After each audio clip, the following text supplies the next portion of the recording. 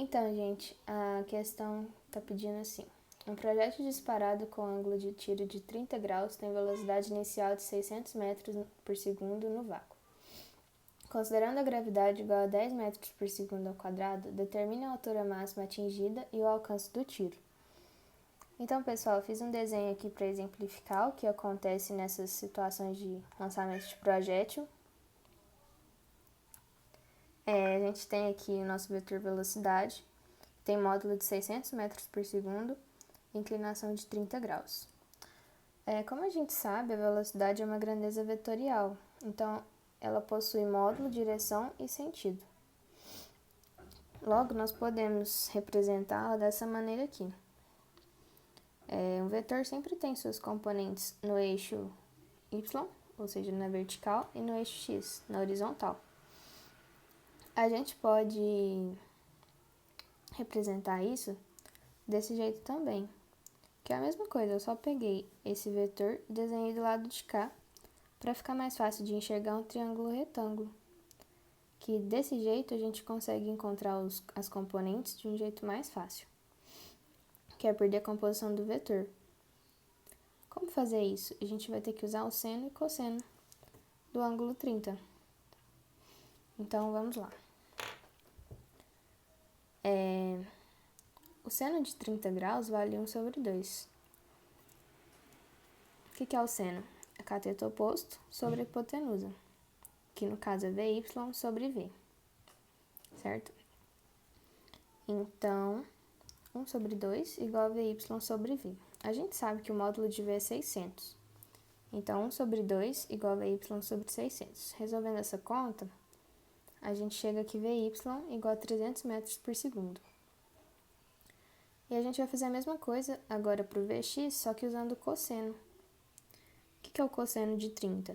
É o cateto adjacente a ele sobre a hipotenusa do triângulo. Então, Vx sobre V é o cosseno de 30. Quanto que é o cosseno de 30? Raiz de 3 sobre 2. Isso é tabelado. Então, resolvendo essa conta, a gente encontra Vx igual a 300 raiz de 3 metros por segundo. Então, agora, como a gente tem os valores das componentes horizontal e vertical, fica mais fácil de achar as distâncias que o exercício pediu, porque a altura máxima é a distância percorrida no eixo y e o alcance horizontal é a distância percorrida no eixo x. Logo, a gente vai precisar dessas duas velocidades. Então, vamos começar resolvendo o exercício pela altura. Como a gente não tem o tempo que o corpo gastou para sair daqui e chegar aqui, a gente vai ter que usar a fórmula de Torricelli, que diz assim: velocidade final ao quadrado igual a velocidade inicial ao quadrado mais 2 vezes a aceleração vezes a distância percorrida, que no nosso caso aqui, a distância percorrida é a altura. A gente está analisando o movimento daqui até aqui, para descobrir essa distância. Então, a nossa velocidade final, que a gente vai pular na fórmula, vai ser igual a zero, porque é a velocidade que ele tem no pico da trajetória. Como ele está na inversão do movimento, quando ele está lá em cima, ele para começar a cair. Então, a velocidade dele aqui é zero. Nossa velocidade inicial é a que a gente calculou ali em cima, para componente vertical da velocidade. Então, nós temos aqui os dados. A velocidade inicial vai ser de 300 metros por segundo, que a gente já calculou. Velocidade final, zero, que eu expliquei ali. E a nossa aceleração vai ser a gravidade. Por que eu coloquei menos 10 e não 10? Porque eu estou considerando as velocidades para cima como positivas. E como a aceleração também é vetorial, a gente tem que adotar um sentido para ela. Como ela está oposta à velocidade que eu adotei como positiva, ela vai ser negativa. Então, vamos jogar esses dados na fórmula. Nós vamos achar essa distância percorrida, que é a nossa altura máxima, como 4.500 metros. Agora, para achar o nosso alcance, eu dividi em 3 passos. O primeiro é encontrar o tempo de subida do projétil. A gente vai precisar desse tempo para achar a distância depois. Então, como fazer isso? De novo, a gente vai analisar esse movimento aqui. Quando ele sai até chegar lá em cima, porque eu quero achar o tempo de subida. Então, os dados vão ser os mesmos da parte anterior. Velocidade final igual a 0, velocidade inicial 300 metros por segundo, que é a nossa velocidade em y, aceleração gravidade, menos 10.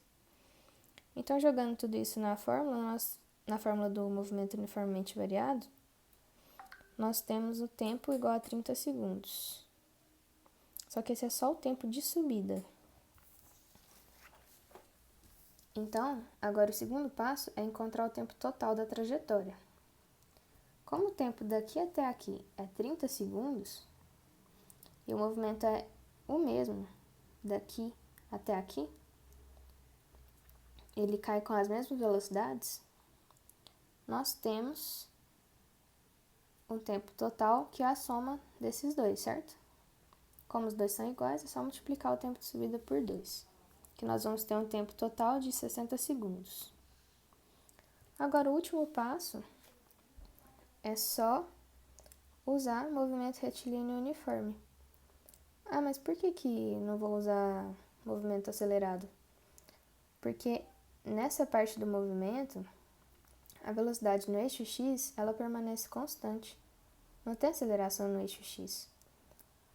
O outro movimento, no eixo y, tem a aceleração da gravidade. A velocidade no eixo y vai variando. Tanto é que a gente tem velocidade zero no pico. Ou seja, a velocidade mudou. Aqui ela não vai mudar, ela vai permanecer constante naquele valor que a gente encontrou de Vx, que era 300 raiz de 3 metros por segundo, certo? Então, nós vamos usar essa fórmula do movimento retilíneo uniforme, que é S igual a S0 mais VT, ou seja, ΔS, variação do espaço, ou seja, distância percorrida, igual a velocidade vezes o tempo. Essa nossa distância é a nossa distância do eixo x, que vai ser nossa velocidade no eixo x vezes o tempo da trajetória toda.